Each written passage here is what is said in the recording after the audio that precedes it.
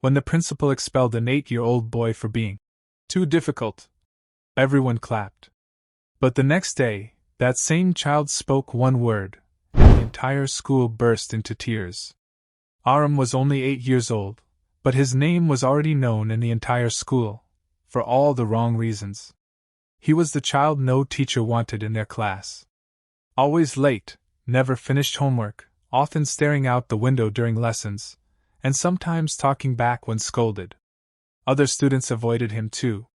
He had no friends, and some even called him weird. Whenever something went wrong, like a broken chair or a missing book, Arham was the first to be blamed.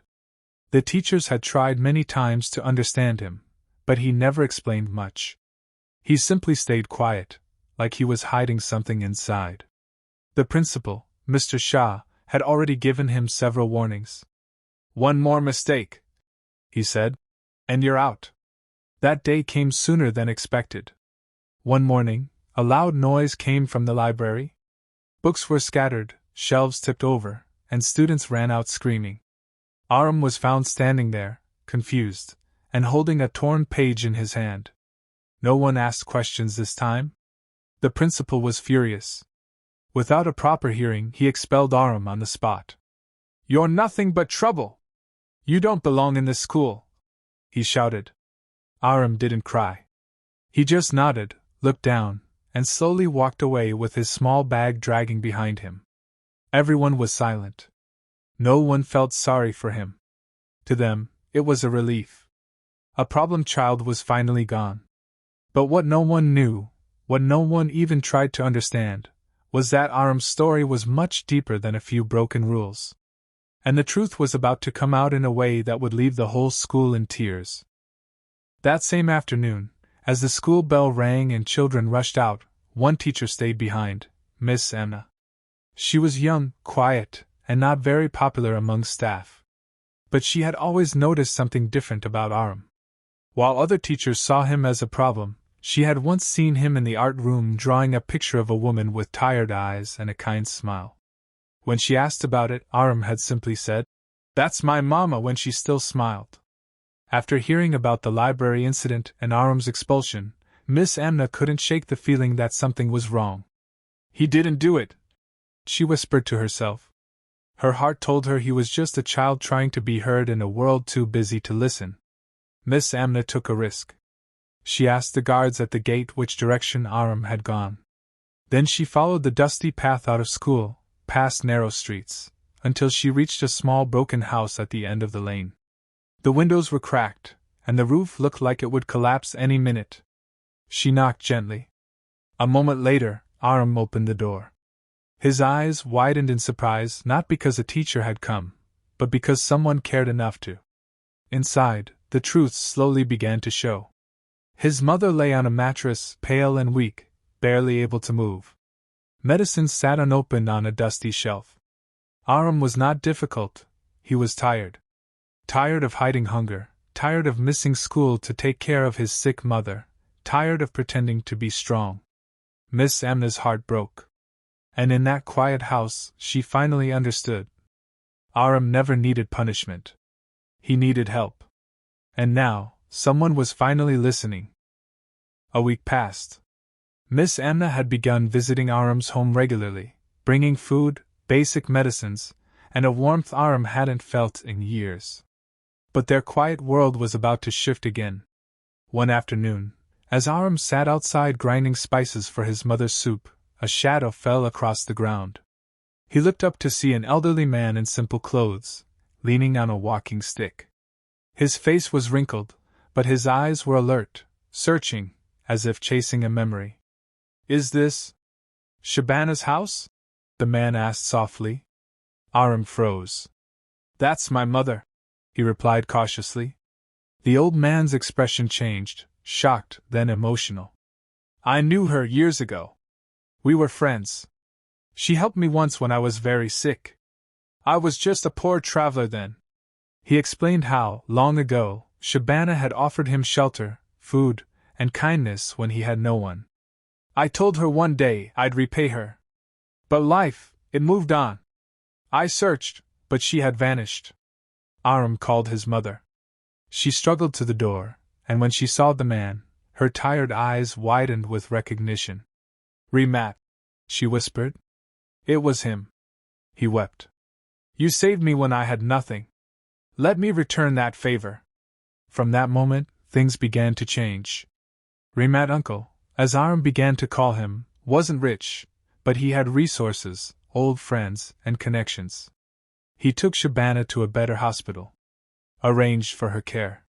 And for the first time in years, Arham wasn't alone. He had a teacher who saw him, and now, a stranger who remembered a kindness long buried by time. The boy who was once judged for stealing now had two people standing beside him. And for the first time, he started to believe the world hadn't forgotten him after all. Life slowly began to breathe again into Arham's little world. With Remat Uncle's help, Shabana's health improved steadily. The medicines, the better meals, the calm environment, they all added life to her tired eyes. Miss Amna continued to teach Arham in the evenings, often amazed at how quickly he learned. But what no one knew was that Arham had a hidden talent. In the quiet of the night, when his mother slept and the world was silent, Arham would draw. He sketched on scraps of newspaper, old cardboard, and anything he could find. He didn't have colors, but his imagination painted everything in vivid detail. One day, Remat Uncle caught a glimpse of one of Arham's drawings and stared at it for a long time. "You made this?" he asked. Arham nodded shyly, ready to be judged or laughed at. But instead, Remat smiled. "You have a gift, boy." That week, Remat brought him a surprise, an old sketchpad, colored pencils, and a promise. "Draw something for me," he said. Arham did. A few days later, Remat returned with another surprise. Arham's sketch was now printed on the cover of a notebook. "My friend owns a small printing press," Remat explained. "He loved your art. He wants to work with you." Arham was speechless. For the first time in his life, something he created mattered. Word spread. People from the neighborhood came to see the artist boy. Some even bought his drawings to frame in their homes. In a place where no one had ever looked twice at a poor beggar child, Arham had now become something else, an artist, a son to be proud of, a boy with a future. And yet, the biggest surprise was still to come. Months passed, and Arham's life changed more than he ever imagined. No longer did he beg on street corners or worry if his mother would survive another day. Their small home was now filled with hope, laughter, and sketches hung proudly on the walls. But one chilly morning, as Remat Uncle arrived for his usual tea with Shabana, he handed Arham a small, dusty envelope. "I found this while cleaning out old papers," he said, placing it gently in the boy's hand. Inside was an old letter, faded, but clear.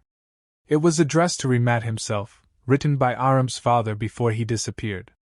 In it, he confessed everything. Years ago, he had hidden away a small sum of money for Arham's future, too ashamed of his failures to face his family again.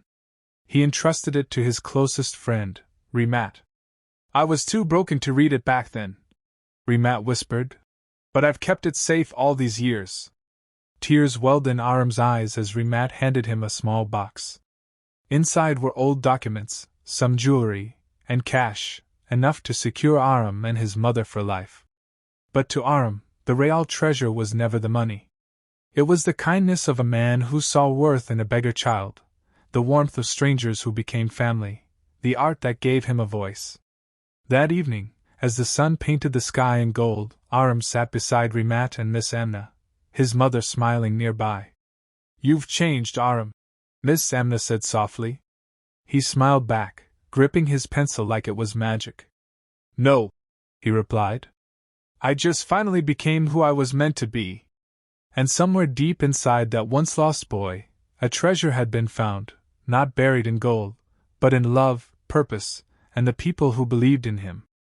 If this story touched your heart, don't forget to like, comment, and share your thoughts. Subscribe to Human Fables for more emotional and powerful real-life stories.